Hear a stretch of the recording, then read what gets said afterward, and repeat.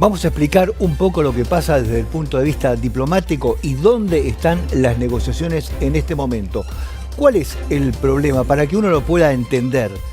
Trump se puso muy duro esta tarde diciendo que no va a haber ningún tipo de negociación, y escuche bien, ni ningún tipo de posibilidad de paz si Irán no entrega el uranio enriquecido.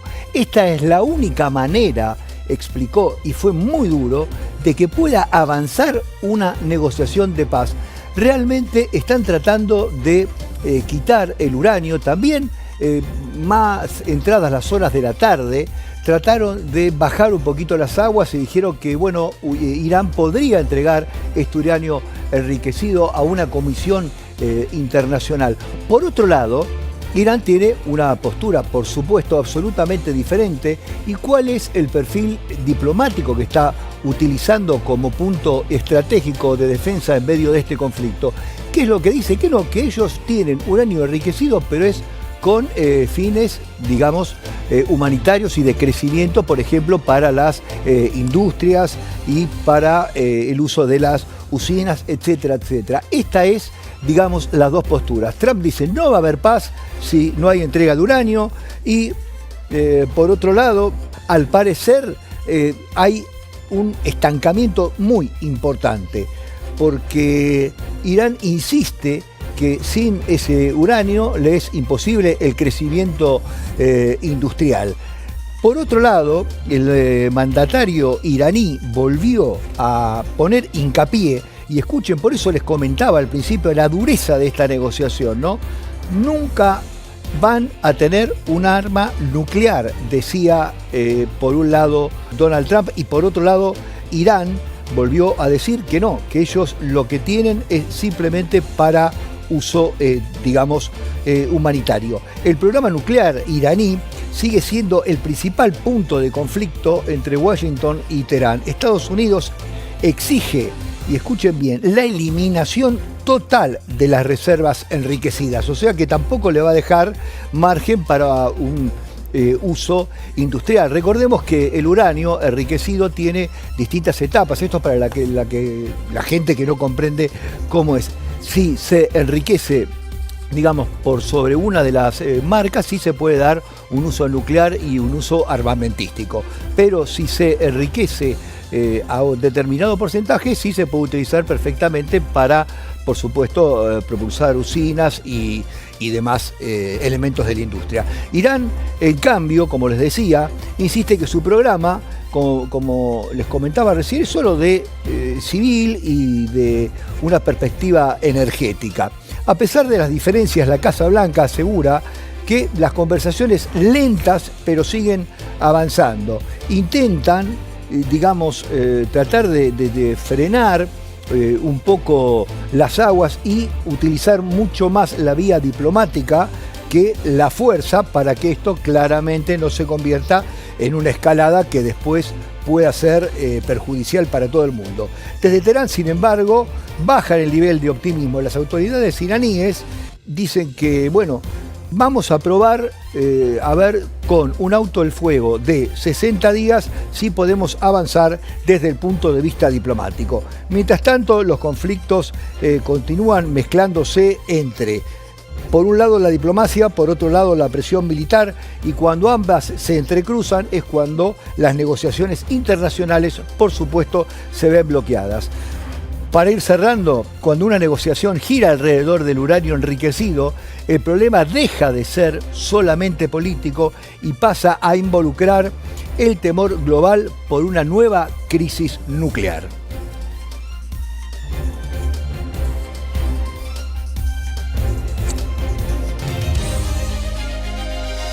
Benjamín Netanyahu, vieron que él tiene una postura bastante firme respecto a cómo tiene que ser el manejo geopolítico de la región.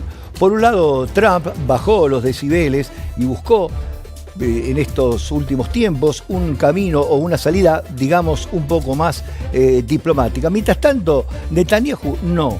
busca una salida más militarizada, dice que no, la verdad que no le va la diplomacia en este momento, sino lo que busca es fortalecer los ataques. Tal es así que vuelve con una ofensiva contra Hezbollah en el Líbano muy violenta. Se intensifican los ataques y una ofensiva realmente con mucha carga de militaria en la región. El primer ministro Netanyahu aseguró que su país intensificará la ofensiva contra Hezbollah. La decisión llega tras ataques con drones en la frontera norte de Israel, como podemos ver en las imágenes. Netanyahu afirmó que esta es una guerra contra el Hezbollah. O sea, hizo la salvedad que no es una guerra contra la población ni civiles, sino la idea es aplastar este movimiento del Hezbollah, y ahí por supuesto lo pueden mediar la diplomacia, ¿no? Solamente reina, al ser un grupo terrorista, el belicismo, ¿no? Prometió aumentar la potencia de fuego, o sea que redobla la apuesta a pesar de las diferencias que encuentra en este camino con Donald Trump. Bueno, después de las declaraciones, la aviación israelí lanzó decenas de bombardeos sobre el sur del Líbano. Varias zonas cercanas a Beirut debieron ser evacuadas. En los suburbios del sur de la capital libanesa son considerados, para que tengan una idea, los puntos más fuertes del Hezbollah. Son como los bastiones. Ahí, para que se puedan ubicar geopolíticamente, es donde están las cabezas centrales de los mandos del Hezbollah. Por eso crece los temores por nuevos ataques en zonas urbanas. Porque ¿qué es lo que sucede? En esta parte del sur del Líbano, donde tendrían las cabeceras de los cuarteles del Hezbollah, al haber ataques de tanta intensidad, crean, digamos, por un efecto dominó, una gran destrucción en las zonas periféricas que están fuertemente urbanizadas, ¿no? La escalada ocurre a pesar del alto al fuego del 17 de abril. Aunque se redujo parte de los combates, los ataques diarios nunca se detuvieron totalmente. O sea que la postura, como le decíamos recién, esta postura rígida de Netanyahu de ir con la violencia contra Hezbollah, parece ser que no va a dar marcha atrás. Para ir redondeando y tener una idea de lo que es la potencia del ataque vertido sobre el Hezbollah, las autoridades locales informaron que 3.100 personas murieron en el Líbano desde marzo. Israel, por su parte, confirmó hoy la muerte de 23 de sus militares.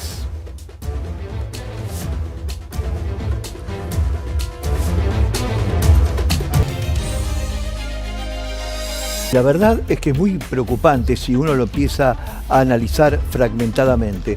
Rusia puso sobre la mesa que va a seguir atacando Kiev y que esto va a provocar una máxima tensión.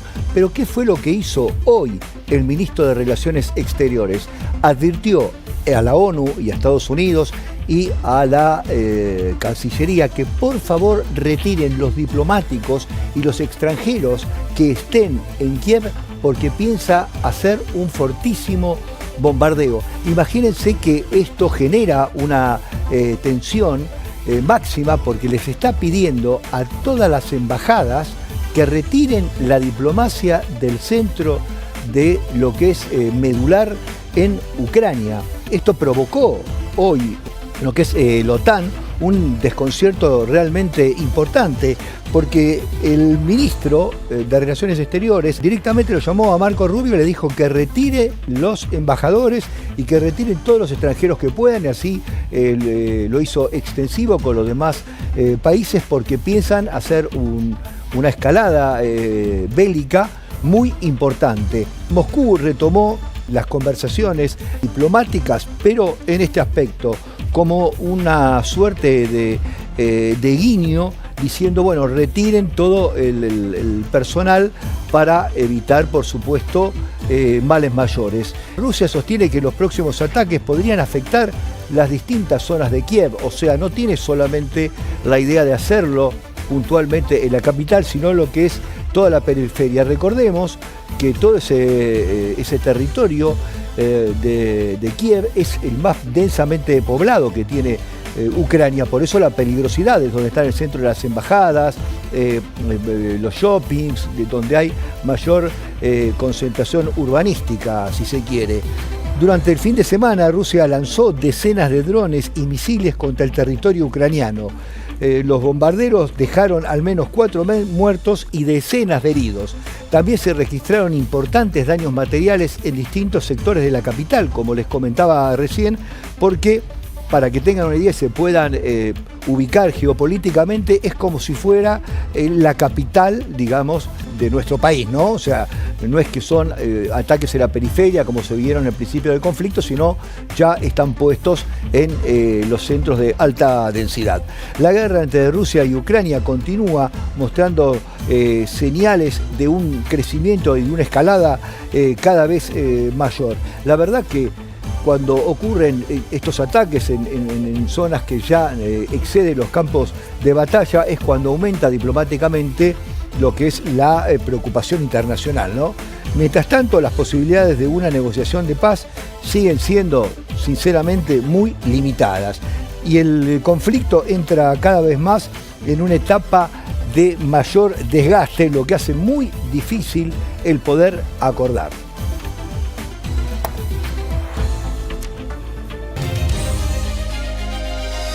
Seguimos con nuevos ataques y esta vez en la zona de Donbas. Para que tengan una idea de dónde está ubicado Donbas, me gusta explicarle dónde ocurren las cosas para que usted pueda tener una clara idea de dónde se está generando la cosa. Digamos, un escenario es, como les decía recién, en un campo de batalla y otro escenario es cuando se dan en zonas urbanas. Donbas es el principal punto industrial que tiene Ucrania, o uno de los principales. Fundamentalmente lo que hay ahí es industria minera muy importante, está como el centro de la minería, ¿no? Esto fue realmente un ataque devastador. Al menos 12 personas resultaron heridas en una serie de bombardeos en esta región. Según las autoridades locales, dice que Rusia lanzó ataques por lo menos durante casi medio día. Los bomberos trataron de auxiliar a la población, a los comercios y tratar de brindar rescate a distintos edificios civiles. Varias tiendas quedaron destruidas y también hubo daños importantes, como les comentaba, en edificios residenciales, como estamos viendo. Los equipos de emergencia trabajaron entre escombros y entre zonas incendiadas. Uno de los ataques fue realizado con bombas KAB-250. Esto se trata de un armamento guiado utilizado frecuentemente por la aviación rusa. Son bombas la verdad que de un poder explosivo tremendo. Ahí pueden ver, por ejemplo, cuando cae, que generan un cráter y enseguida se incendia todo, más allá de la potencia de la explosión que de por sí ya tienen. La ofensiva forma parte de un aumento militar ruso notable en la zona. Donbas se ha convertido ahora en uno de los escenarios principales de la guerra. Hay que pensar un poco, ¿no? ¿Qué es lo que busca Rusia con todo esto?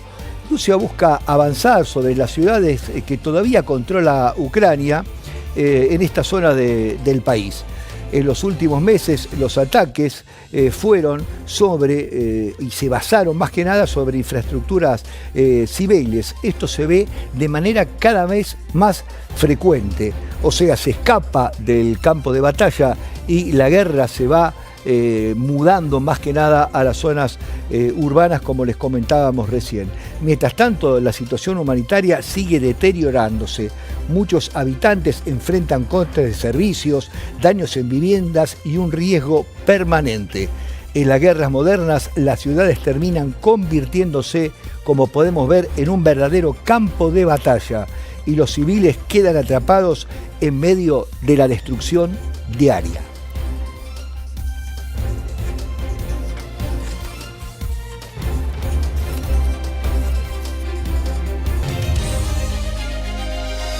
tras el durísimo ataque que sufrió estos días Kiev, que los comentábamos recién. Quizás este ataque fue el más duro desde que comenzó la guerra.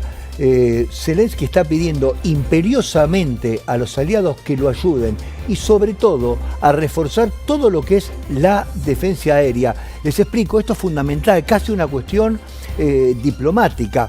Es imperioso que ahora los aliados traten de ayudarlo lo máximo posible porque les es muy difícil resistir. Porque como les decía recién, todo esto ahora ya está escapado del campo de batalla y está cayendo sobre Kiev. El reclamo llegó tras, como les decía, un ataque no solamente en Kiev, sino en regiones periféricas que son altamente pobladas. Zelensky afirmó que es de máxima prioridad y comentó, diría que es hasta de una prioridad diaria para la defensa exterior de Ucrania y pidió a los países aliados que aumenten, por favor, la presión sobre Rusia. El ataque del domingo les aseguro que fue devastador, al menos dejó 4 muertos y más de 100 heridos. Solo en Kiev se registraron 90 personas lesionadas. Miren este dato para que puedan tomar conciencia de la gravedad de lo que se está viviendo en el conflicto. Según las autoridades ucranianas, 2 o 4 horas de intensos bombardeos sobre la ciudad, que esto nunca se había dado desde la invasión en febrero del 2022. Las alarmas aéreas sonaron durante casi todo el día en las distintas ciudades. Además, la capital y otras provincias ucranianas fueron alcanzadas por misiles y drones rusos. La ofensiva, por supuesto, que provocó destrozos en viviendas y en importantes infraestructuras que son medulares para los servicios de la ciudad. Zelensky agradeció públicamente el trabajo de los equipos de rescate y emergencia. Muchos de ellos contribuyeron trabajando durante día y noche para remover los escombros de las zonas incendiadas. Ucrania insiste que necesita más sistemas de defensa modernos para poder frenar estos feroces ataques rusos que son cada vez mayores, especialmente baterías de misiles y radares de detección. Para pensar, ¿no? Cuando un país pide más defensa para proteger sus ciudades y no avanza sobre el enemigo, la guerra ya está golpeando duramente en el corazón de la vida cotidiana y así lo está sufriendo el pueblo ucraniano.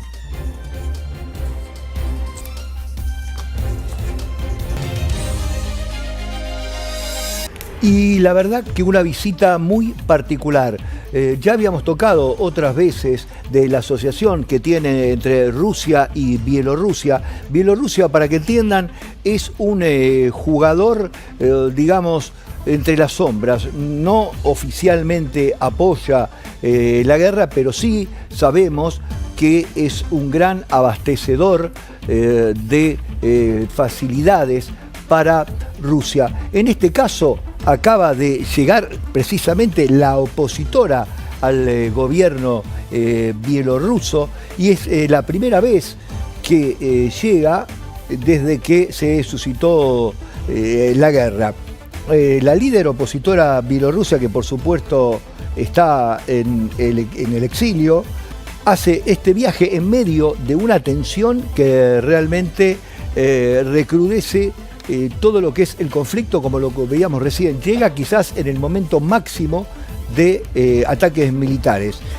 Desde Kiev existe la preocupación de una posible participación, como les comentaba recién, directa de Bielorrusia, ya que deje de ser una participación de apoyatura logística y táctica, como lo que está haciendo ahora, a pasar a ser realmente un socio militar de Rusia. Es uno de los principales aliados de Moscú y todo parece ser que Bielorrusia le va a prestar el apoyo que está demandando en este momento Rusia. La jefa de la oposición se hizo presente, fue a visitar un cementerio donde yace una de las primeras víctimas de la guerra para rendirle un homenaje. Es una joven en Bielorrusia que falleció junto al ejército ucraniano en los primeros combates.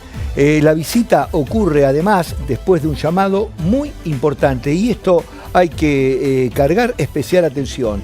El presidente francés Emmanuel Macron habló telefónicamente para dar y brindar apoyo a lo que es la oposición de Bielorrusia. Ese contacto generó, por supuesto, como se podrán imaginar, una importante tensión internacional, brindándole el apoyo a la oposición de Bielorrusia. Para ir más cerrando el tema y entender cómo está el conflicto y qué es lo que es esta visita, qué es lo que genera esta visita de la oposición Bielorrusia, genera una tensión importante. Mientras tanto, el gobierno oficial de Bielorrusia está cada vez más cerca de formar parte oficialmente de este conflicto armado.